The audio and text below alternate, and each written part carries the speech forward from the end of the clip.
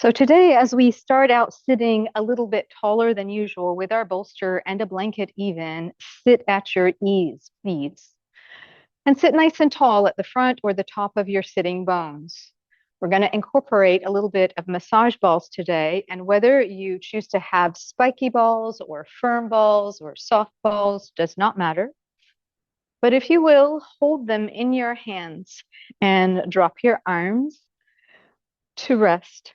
Drop your gaze and begin to notice how your mind's eye goes to the sensation in your hands. And sometimes we need a little extra help to stay in the present moment, this place where peace exists, where the mind is able to glean all the wonderful things we want to build our gratitude with. So if you will, for now, create a little bit of a squeeze with your hands, but try to relax through your shoulders. Root down through the legs and lengthen the sides of the neck. Relax in your hands and use them, in addition to holding the balls, to just pull back against your knees. And notice how you come into your back body. If your hands are not at your knees, pull them back against your bolster, against some surface, so the back body engages. And then draw the chin slightly in to help lengthen the neck in general. Notice how the collarbones broaden and there is a spaciousness across the rib cage. And with that light action, take a smooth, steady breath.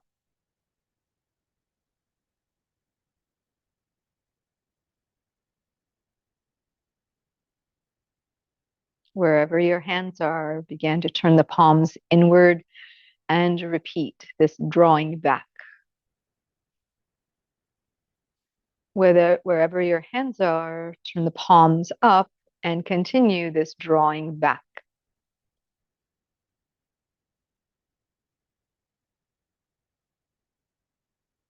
And in combining massage balls with bolster work, we're going to do a little bit of engagement, we're going to do a little bit of deep rest, and we're going to have some creative kind of movement patterns that build on our yoga practice. The idea is just to build awareness as we build strength, and then to release tension as we rest deeply. Let us begin. If you'll take the arms wide and create this squeeze, and then draw the hands in and press the hands from the wrists away. You'll notice that there's more range when you come in, and there's less range through the wrist as you go away. But in holding this little bit of a squeeze, we are strengthening the chain, right? Through the chain. And then we're going to use that in neutral to create a squeeze all the way through to the shoulder. And as we do, we're going to bend from the elbows and pull everything in. So if you'll stop here at the goalpost kind of position and then roll in and roll out, you might notice a different kind of range. For me, there's more range coming in and there's less range going out. And that's okay, because a lot of tension in this anatomy chain at this angle means that it changes where there is available movement. Not that there needs to be any more, but that we want to strengthen range. Take your time and return. Turn your palms down. Do the same thing. I want to squeeze a little bit. I'm going to draw in, and then I'm going to draw back. Wow, there's a little bit more range. And if you'll spend a little bit more time and attention to how you draw up and back, that's where I think we could stand to have a little bit more strength work. So coming in all great, but then going out, holding it here and just lengthening. We don't have to have the massage balls, but isn't it interesting that it helps us with what happens through the wrist as far as strength gain? Take your time and pull in, and then pull in from the wrist. And again, press out. It'll feel awkward. We don't do many things at this angle, but these muscles, all of them, are involved in when you pick up something heavy like a grocery bag and hold it beside you. You carry something, some kind of a tote heavy beside you, you're going to use all these muscles. Take the arms behind you and then pull. Pull fingertips toward the elbows and hold that, because what we get here is this understanding of tugging away along the forearm muscles, and we can say that we are flossing the nerves from the neck through to the fingers. All right, swing the arms forward, and as you continue with this light squeeze, make it so that you circle through the wrist. Wonderful. And then in the reverse. Perfect. From here, we're going to take the legs along. And whether you hold on to the ball above with the hand above doesn't matter, but the arm below needs the ball underneath. And so I'm just going to choose to put mine down. I'm going to keep the one for the arm underneath. And the idea is to bear down and roll somewhat to the side as we take on this side bend. So it feels awkward because it's different, but also because there's this instability. There's this ball that will roll. And what that means is that the muscles through the core have to hold you with a little bit more engagement, right? They are controlling that you're not going to lose it and go flying to the side. Turn the top hand palm up, turn your head and look up, and keep bearing down. Notice how your body reaches into the top arm and into the heels. This is our warm up, and it counts to spend time strengthening at the end range. If you can do a little bit more, it would be adjusting so that you roll the ball a little further away and continue to anchor the sitting bones, both of them. All right, take your time, lift as if someone is lifting you, and let's do all of that on the other side. So I want to give myself this landing strip, this opportunity to come lengthening to the side.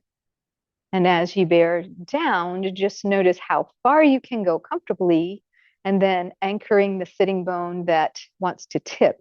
Turn the top hand palm up, turn your head and look up. You're adding a little bit more lengthening through that side of the body. And then find, I have to come back a little bit to put this under my fingertips and then go out again, going that little bit more, and the work through the side body. Keep reaching everything away from the midsection so they counterbalance each other, all of these actions, and then inhale and come on back. Wonderful. Moving right along.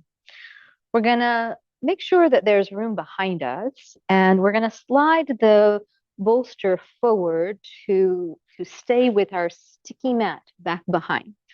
So as I ensure that there is a little bit of space behind me on my sticky mat, I'm going to start one leg in front, moving into this pigeon style movement.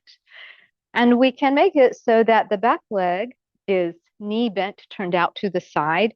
We can make it so that it is more straight, but what's going to come in useful, handy, are our blocks. So I'm sitting in pigeon with a little bit of height, bolster and blanket underneath me. There are two blocks here, and it doesn't matter if you have that other leg turned out to the side, or if you are able to comfortably work on straightening the leg back behind. As your hands bear into the blocks, down and forward, we are engaging the back body, right? This is a back bend, and pigeon pose calls on us to do just that, right? So we're going to add a fold, we're going to add a twist to this pose, but as we get to all of those actions, the common thread is pulling the legs toward each other.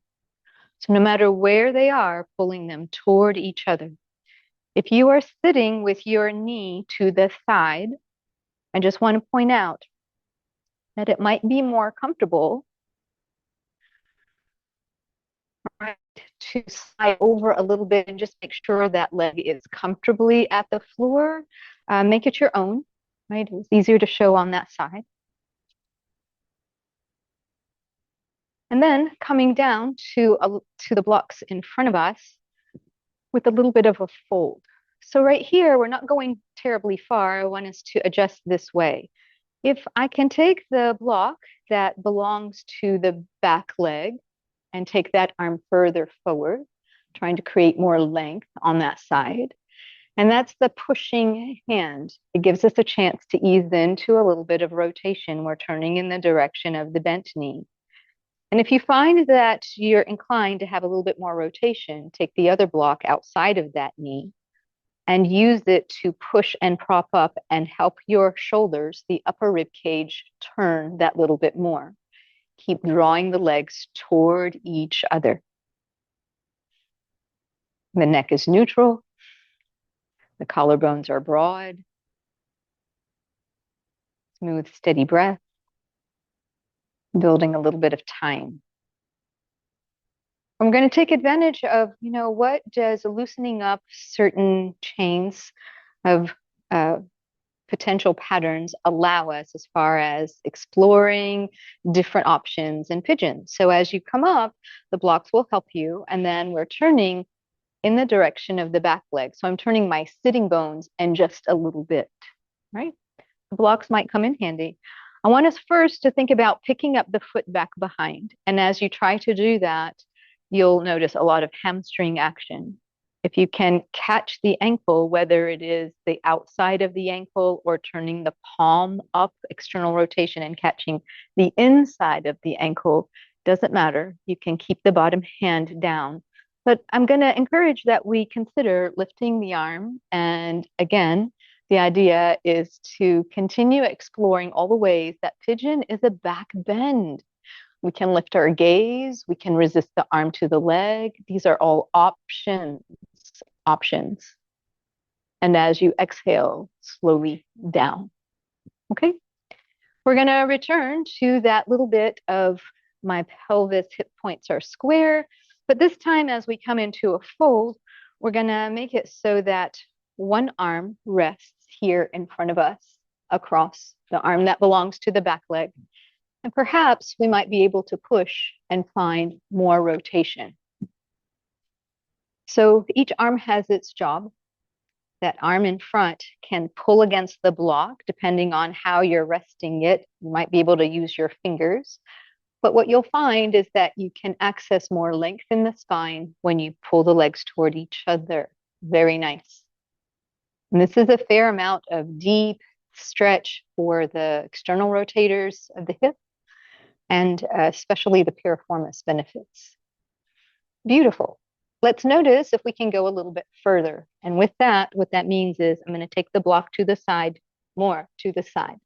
I'm going to take the block in front a little bit more toward that side. And wow, there's a little bit more rotation. What's coming for us in the future is the turn in the other direction. And so it will be a nice counterbalance, but let's begin to explore, what does that feel like? So here we go. I'm going to come up and I want to switch, which is the block that is used to the side. That means I'm going to come and fold and go exactly to the other side. Exactly. All right. So what can begin to happen here, as if you'll notice my block is tall, I want to work on rotation of my shoulders, is that I can take this block underneath my arm and slide it further over, because eventually we'll park this elbow in the instep of our foot. And if your body gives you that permission, then come and check it out and notice what that is like. Keep reaching into the back leg, keep lengthening the back of your neck, stay in your back body, and as you inhale, slowly work your way out. That was huge, and that was new, and that was different. Take your time and bring the back leg around and forward. And let's try this.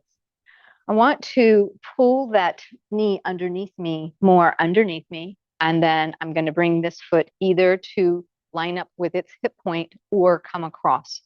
Find what makes it better for you and sit nice and tall.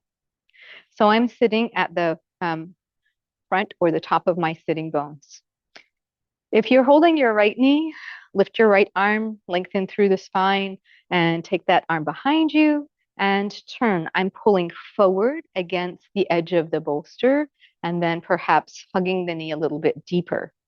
So we've included a lot of different ways to build on doing pigeon here on this side, and it is time now to catch up the other side. Here we go. We're gonna take our time swinging that leg back behind and just checking out, what is it like on this side? Am I going to keep my leg to the side? Am I going to take it back behind? Here come the blocks that help me sit nice and tall and get settled, right? The legs pull toward each other. This is a back bend. Whew. As in all movement, uh, if we engage muscles, they are then ready to release and relax for us. So hence the fold before we came back up again. And please use that in all the ways that you use movement in your life. So come on down, come and fold a little bit, park the arms here, feel what happens. Recognize that we're going to go to a little bit of a twist. The block that belongs to the back leg slides forward, well forward. The block underneath your arm now can stay, and or you can take it to the side. And if you do, the idea is to turn in the direction of the bent knee. And that adds significantly to this outer line, outer leg, outer hips stretch. Looking good, everybody. Legs are on, rib cage is expanding, breath is part of the practice. As we inhale and come on up, the idea now is to turn just slightly toward the back leg. So I turn my sitting bones and I want to pick up that foot or try and then catch hold of it. And so it's easy to have a cramp through those hamstrings. Don't suffer. Extend the leg, massage it out. But whether you hold the outer ankle, whether you hold the inner ankle, or if you just buy yourself a little bit of time here, lifting that front arm, there is this practice of incorporating a slightly different twist, aiming to open the hips from the front side and continue strengthening back bending. Wonderful. Take your time, come around and down. Return back to this centered place that you began. Decide as you come down that the arm at the block, the arm that belongs to the back leg, is going to come and rest here. And the other one could take on a taller block so that the twist we tried before becomes a little bit more enhanced. The legs draw toward each other. Come into the back body. Think about where your head is, how you're lengthening the back of the neck. All these wonderful ways. And then for the next breath or two, just check out this potential of walking the blocks over a little bit further in that twist. We're not going to stay here long. I want to give more attention to the twist in the other direction. So once you've had a taste of it, understand yourself in it, then take your time, come on over and try exactly the opposite. Here comes my block. Here we go. Here comes that push and that pull. Nice. And then the same idea in the long run, there's this wonderful variation on this twist that has us travel a little further into the rotation and park the elbow on the inside of the foot, right in the arch. And so if you want to get a little bit of that, you can move the blocks more in the direction that helps you with rotation. Still that push-pull, still staying in your back body. And if your body gives you that permission to come and just check it out, see what it's going to be like, eventually it becomes hands together and we rotate and use the elbow against that foot for leverage. And how wonderful that we have all these different ways to spend time. Pigeon has an infinity of practice possibilities. All right, take your time, come on out. Let's swing that leg around. And let's notice the difference that this made. I can put the block underneath my knee and take the other leg and just kind of pick it up. Engage the back Notice your biceps are holding. Yeah. Before we give this away, we want that twist. And then we're just going to check out what is this like on the other side. All right. So here we go. If you'd like the block propped up, please do that. What we did before was to either stay here or slide that knee more towards center, bring both knees towards center, add that rotation by creating length first, and then using the bolster. So spending a fair amount of time in pigeon,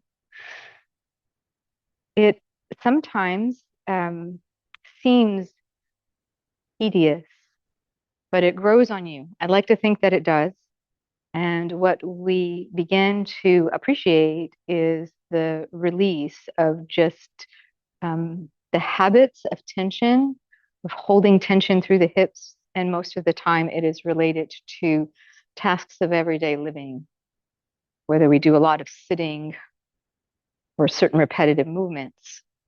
Inhale and come on back. Switch which leg is on top. Remember that the block will support that bottom knee. In fact, it's supporting the bottom hip, and then just check out coming here, right? So we're just holding on to how we spent time. How did we spend time? Very good. Great practice, right? Moving right along. We're going to plant our feet just like this and bring our hands inside our knees. Resist the elbows to the knees and nonetheless broaden. So as you broaden, all good. Breathe. So we're engaging the inner thighs. The pigeon practice that we had might have gotten your attention more for the outer thighs. It did really attend to all the muscles that bind the leg to the pelvis and more. But while we're here, we're going to take back those massage balls and we can park them underneath the front of the feet. Again, there's a little bit of instability. All right. So as we bear into the balls, we're going to lift the heels. It's just going to change the angle of what are we asking our hips to do and then drop the heels. We could have done this balancing on our feet without the balls, all right? And to get this low at this angle would have put a lot of weight through the knees and through the ankles. So I'm going to bear in, lift the heels, and feel that deep engagement, the strengthening of those deep hip flexors, and then drop that down. And so they will not as readily hold their tightening if they're strong. Being tight and strong are two different things. Lift the heels, keep resisting elbows, broaden across the collarbones, long sides of the neck. And if your toes can catch the balls, pull them back towards you and you'll feel the deeper kind of engagement. And then that's it. We're going to end up going the other way soon enough. But here we go, taking the balls from underneath and putting the blocks behind us, So I'm going to use this as our counterbalance, and then we'll transition to standing work. So I want to have these blocks in such a way that I count on them for stability. For me, I'm going to turn my blocks low. My finger point forward, the fingers point forward. And just from the beginning, we're going to broaden across the collarbones. So we could stay here, make our arms a little bit more intense in their push, and take the load off the sitting bones, and it would be great traction for the spine.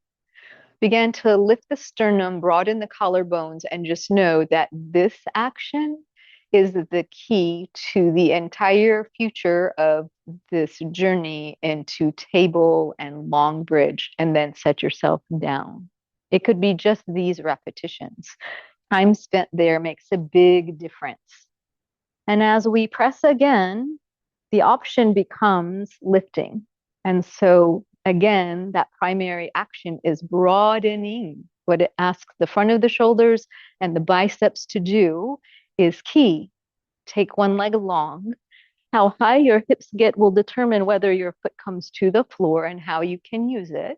But regardless, the legs pull toward each other and then very slowly return. Take your time and switch. Here we go. We're going to come off. We're going to focus on that broadening. Sometimes that helps us understand how far to go or not to go.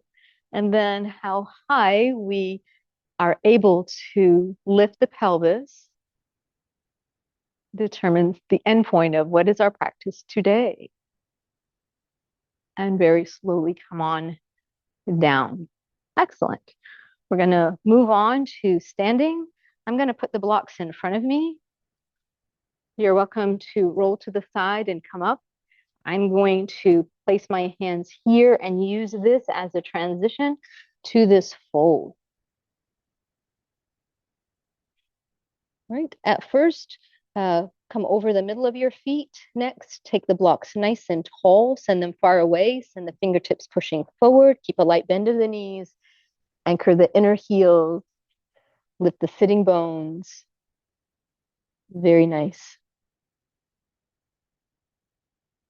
We're going to step back and rest the one shin at our setup. And so as we are here, it allows us to plant the toes, right? So your toes are with the floor. As you take this greater lunge, right, you're a little higher than usual.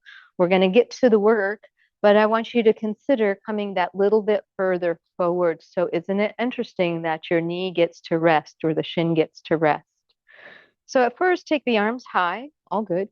And if your right leg is the back leg, let the left hand tug the right wrist. So whatever is the arm that belongs to the back leg, it is getting tugged. And we're adding a side bend. So we're continuing to open up that side. Beautiful. Inhale, come back to center. Keep lifting the rib cage. Turn the palms back. Open any amount. Perfect. Think about what just happened with our pigeon. Bring the hands together. Resist the outer knee. You could stay here. But then we can continue coming into this fold. Park the elbow to the outside. Come into this rotation. I introduced that idea in our pigeon. And I'm encouraging that you use this position to straighten the back leg, bend the back knee, put it down. Straighten the back leg, bend the back knee, maybe not put it down. Straighten the back leg yet again. Perfect. Rest the back shin. Take the arms high. That was sneaky. Take the time, put your hands down and switch. Here comes the other leg.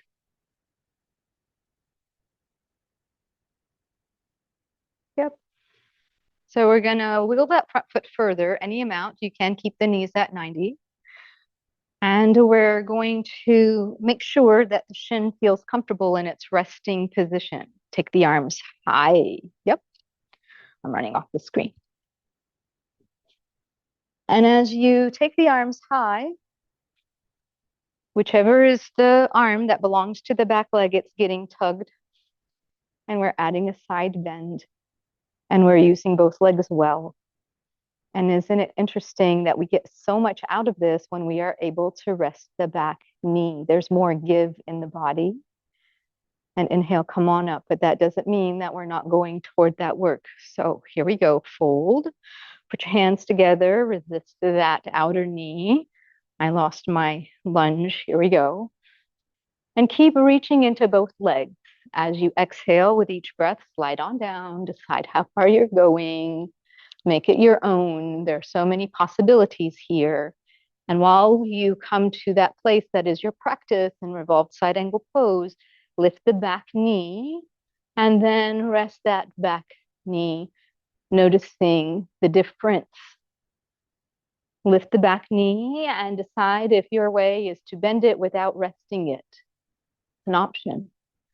Lift the back knee, all well and good. Stay long in the back body. And then exhale, come on down. Excellent, everybody. Come on and lift up. Bring your hands to the blocks. This is our transition now. We're going to place the blocks, park our hands here, park both knees on the bolster. And I want you to choose between, if your way into this is to try that little bit of puppy pose, I just want to come into something that has a semblance of downward dog and gives me a lower back stretch and a quieting, grounding place. You can follow that, or you can try instead coming more upright, parking your toes, and letting the knees rest on this setup.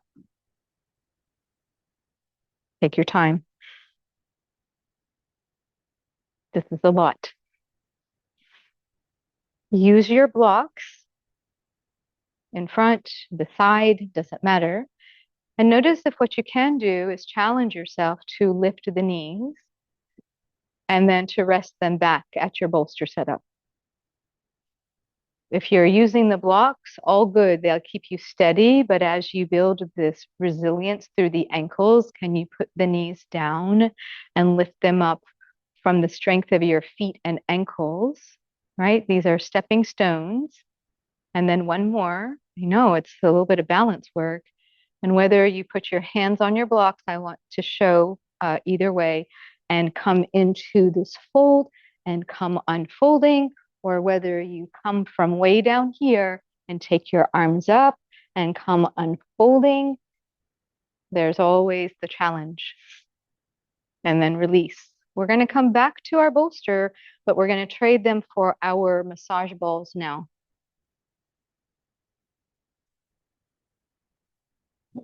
And these massage balls, they're going to give us a little bit of feedback now, a little bit of feedback.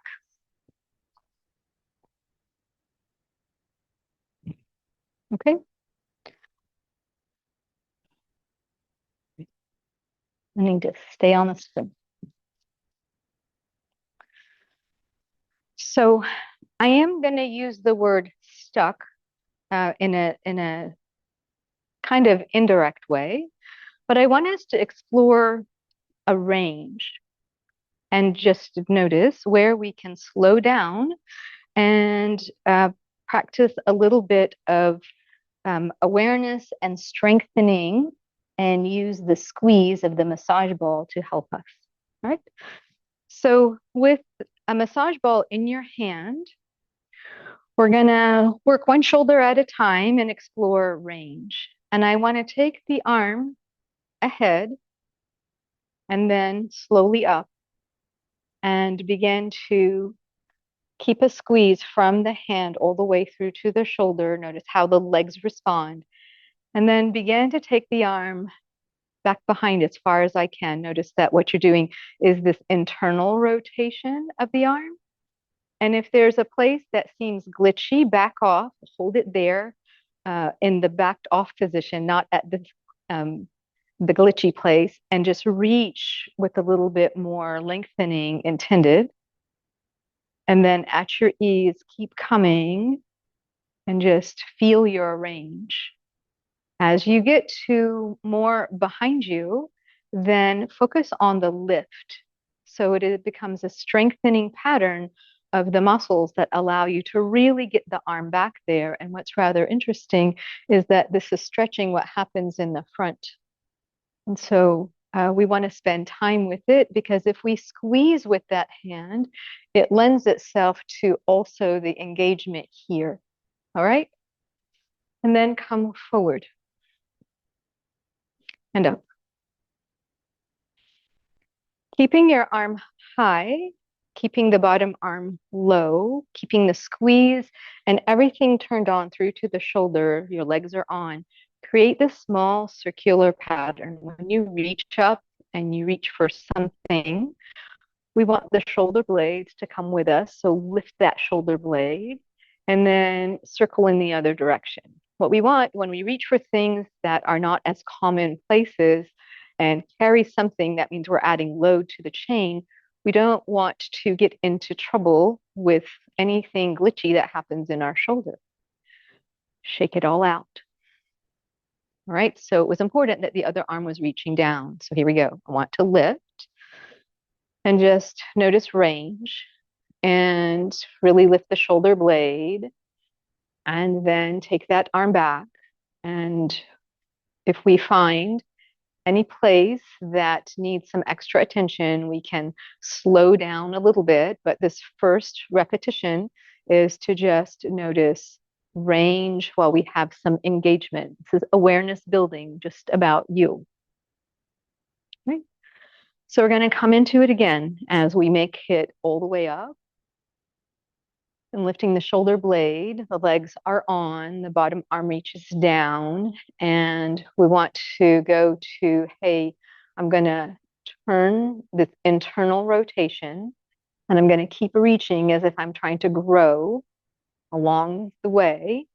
And for me, if there's a place that just doesn't feel so great, it might be a place that I get stuck sometimes. So I want to just stop there and give some time to building some engagement. So we don't get past those places unless we strengthen in some way and in a kind way. And then continue on. And no matter where you get at some point, I want you to think about where you are behind you and make it higher without any hyperextension, because you are asking more of the back of the shoulder. You're asking for strength and bracing in the front of the shoulder. And this translates to how we bear weight, how we come into plank and down dog and all the push up kind of movements that we have in life. And then very slowly continue on. Your arm might be getting fatigued, and that's a good thing.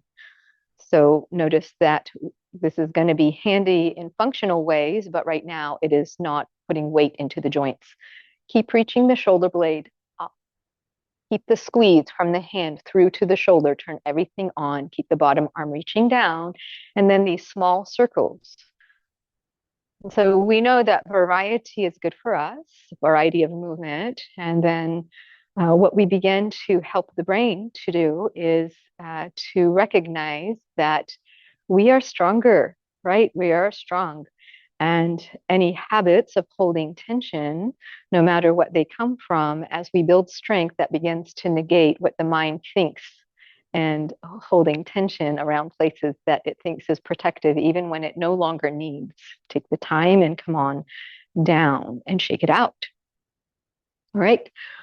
Park your massage balls inside your armpits. Lately, we've been doing this in Life Fit classes. It seems so odd, but we're going to do a little bit of bouncing.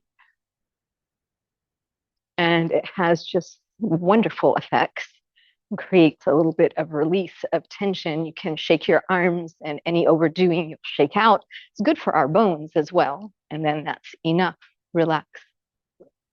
So from here, we're going to go back to this lunge. You can decide to rest your knee on the setup, but I just want to show what are we going to be doing with these massage balls. We're going to catch the calf, and we're going to catch and twist and massage all the way down. So if we spend time getting out in the world, walking, hiking, visiting people, working in our garden, all the things that we do, these are the muscles that really determine what happens through the ankles and the feet. And we need them to let us do all of the navigating of different terrain. So whether you try this in a lunge, it becomes a functional lunge. We bend over, we do things, we pick up stuff, we tie our shoes, we pick up small children, all kinds of things.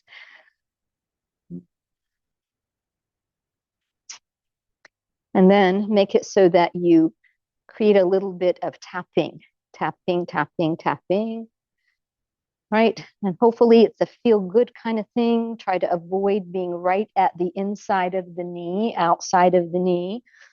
Those collateral ligaments, let's just leave them alone, right? And spend a little bit more time catching and massaging the back of the calf. All right, when we get to the floor, we'll do a little different. But for now, come on up and shake out that leg. And it should feel a little lighter on that side of the body. Let's do the other side. These are just things that are accessible at any time that you can do. When I travel, I take massage balls with me. And this is something you can do even in the plane. You can bend down and just make it so that since your legs have been still, there's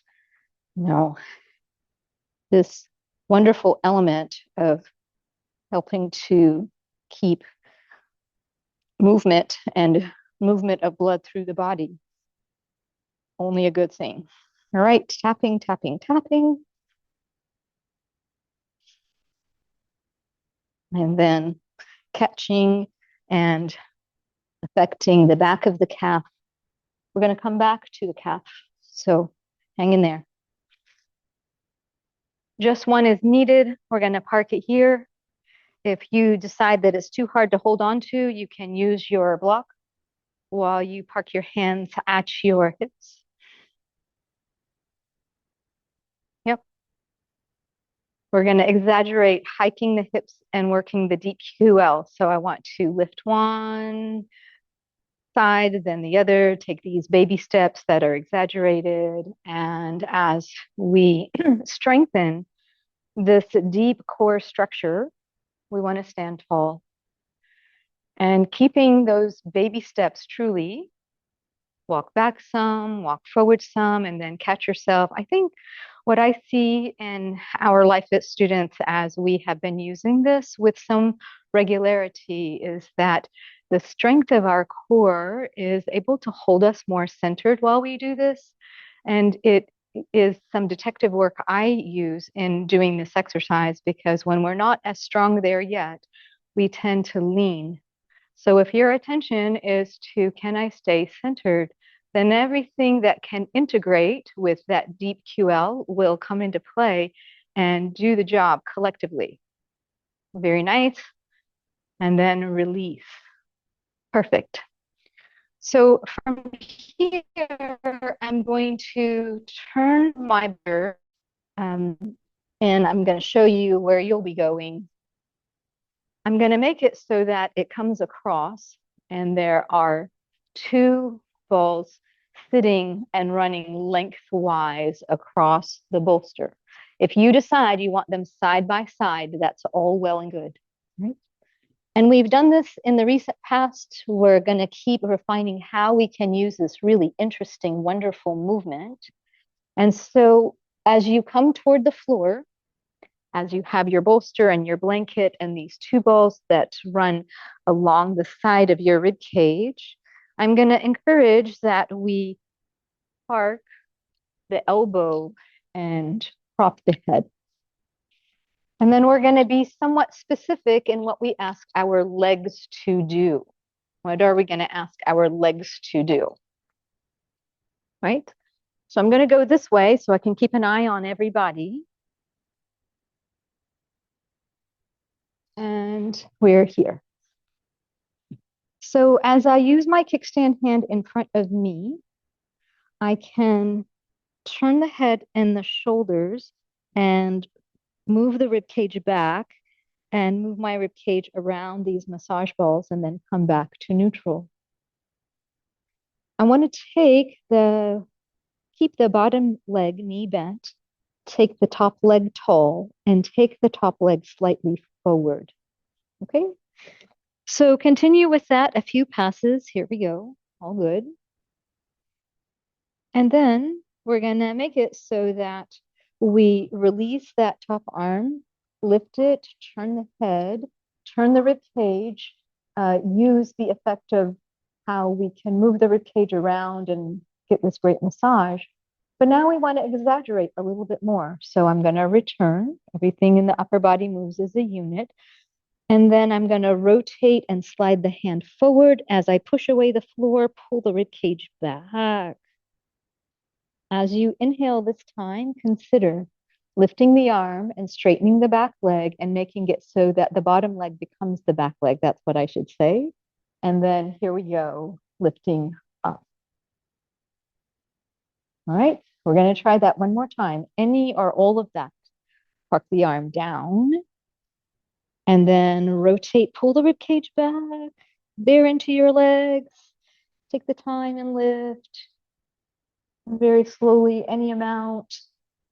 And remember, anything that we're releasing goes in hand with what is strengthening and vice versa. So when you're ready, you might need to adjust your knees to go back to this place.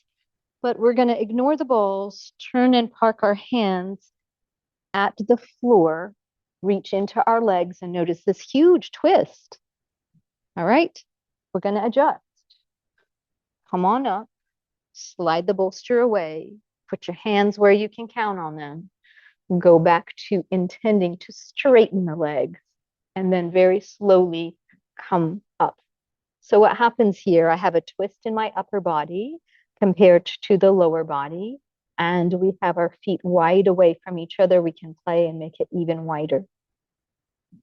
All right, before you give it away, can we switch legs? Can I slide the bottom leg forward and the top leg back? There are lots of ways we can play with this.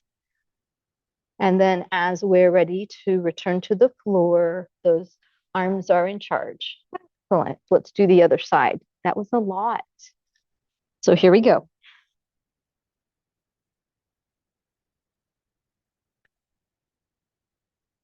I have my bolster and my blanket. Here come these two balls. They are going to rest beside me at the rib cage. We're going to ease in and we get to prop up. What you can do is decide that, I just like being here and this is a nice stretch for my rib cage, in which case you can put the block under your head and just rest, right? There are a lot of ways we can do this. So the bottom knee is bent, the top leg is forward, and we're going to use our kickstand hand to turn the head, look down, push into the floor, pull the rib cage back, and then come to neutral. Take your time and repeat. Notice that your head is turning with your rib cage to look down. And when it is time to lift the arm and go the other way, your head is turning to look to your fingers. All right. So let's try that again. I can slide my arm that little bit further, come into a deeper kind of rotation and reach, pull the rib cage back, and then I can lift.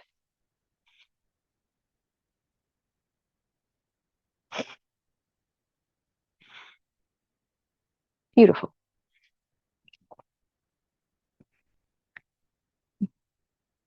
We can begin to slide the bottom leg back and repeat all of this. Yeah. Just a different leverage pattern to have the legs long. When you've evened it up, the idea now is to come and have an active twist. I want to press up, put my hands down. Notice this is asking a lot, just this by itself. And then I'm going to push away the bolster, use my arms a little bit closer in so we can add that load. And whether you take your legs away from each other or not, up to you. And then lift. Perfect. And we keep asking for more. So as we switch which leg is the front leg, we're asking a deeper twist of our body. Yes, the bottom leg is the front leg. Excellent work, everybody. And then very slowly come down. Ooh, very nice. All right, so now we're going to keep these handy there beside me. And I'll show you my setup from here. So it might be that you decide that you need a blanket for your head at the end of your bolster. We did a lot of folding kind of movements, so now we're going to go the other way. We could put the blocks underneath our knees, and our setup includes feet together, okay? And so while we're here, as we settle in, the idea is, do I want, how far away is this bolster so it's really going to support my lumbar spine? And can I add more support for the lumbar spine by adding the strap?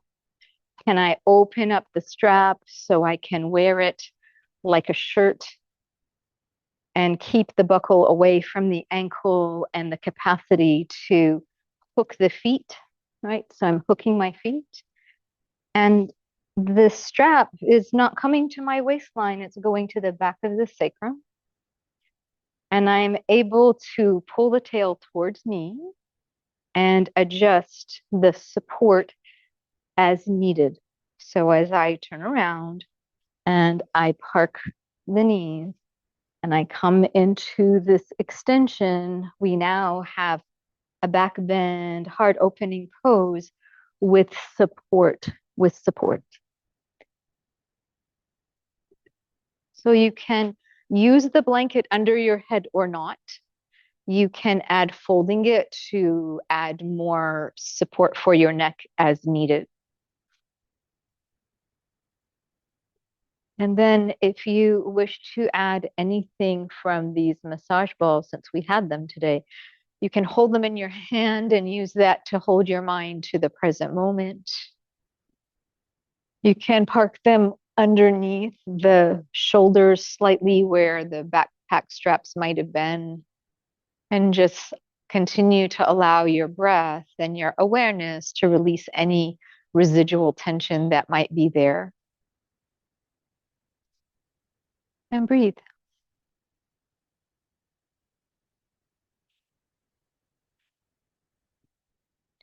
Using this 3-part breath as you settle in, bring your awareness to letting the belly fill, filling the middle of the rib cage, continuing a deep breath to fill the top of the rib cage, and then very slowly letting it go from the top through to the bottom.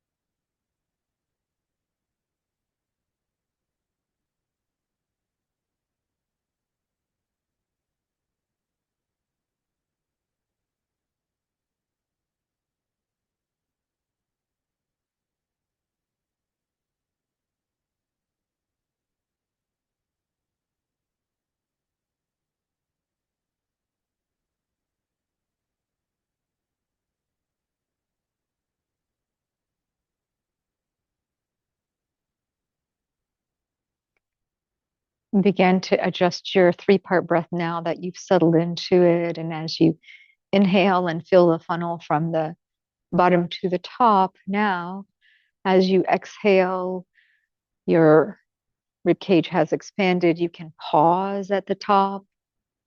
And when you're ready to exhale, drop the belly first, emptying the funnel from the bottom, and then very slowly let the rest go. And just do a few breaths just like that.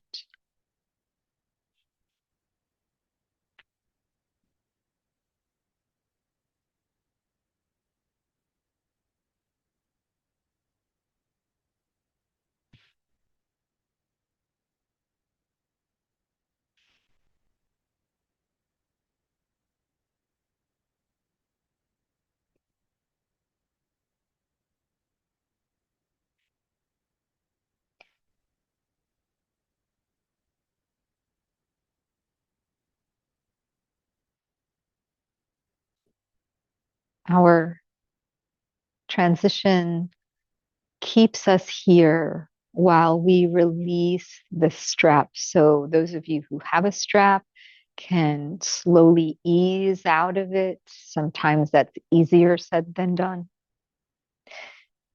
And as you do, extend your legs and just to notice it is a learning process. Is this still the right setup?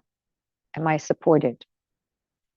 And if for any reason it just doesn't feel so great, slide your blocks underneath the thighs nonetheless, and let your body be cradled this way.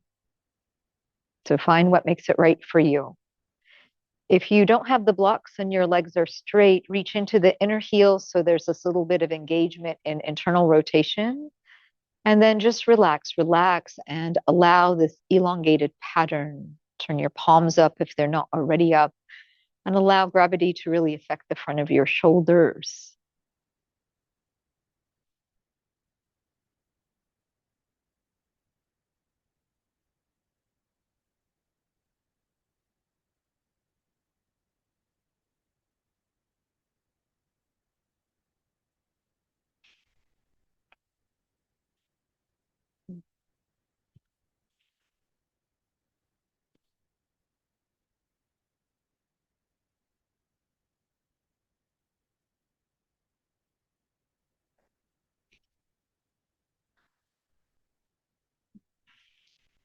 While you all already know the next explanation, it is good to hear it with a variety of words. The importance of this part of our practice that encourages us to return to the present moment, the value that it has. A young woman once asked the Buddha, Blessed One, how can I let go of my anxiety? And the Buddha smiled gently and said, from the moment you wake, the world throws 1,000 things at your mind, worries, comparisons, what ifs, deadlines, opinions, fears. And your mind, loyal to its purpose, tries to protect you by imagining every possible outcome. In doing so, it traps you in an endless cycle of worry. You begin to see danger where there is not, threats in peaceful moments, problems and things that have not yet happened. The woman listened in silence, her eyes reflecting the storm she carried within. And the Buddha continued, to let go of anxiety, you must return to the present moment.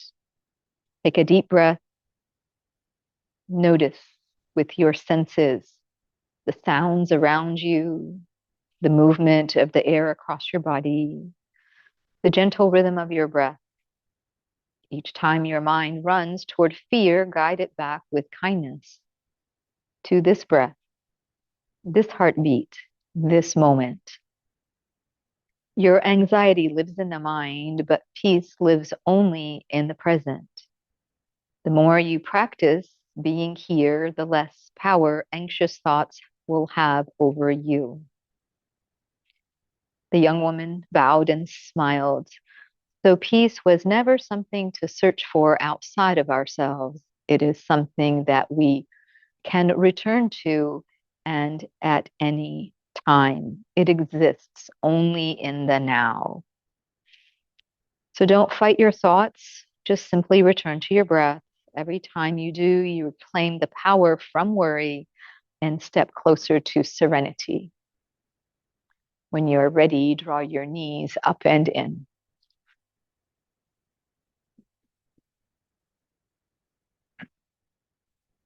Roll to one side.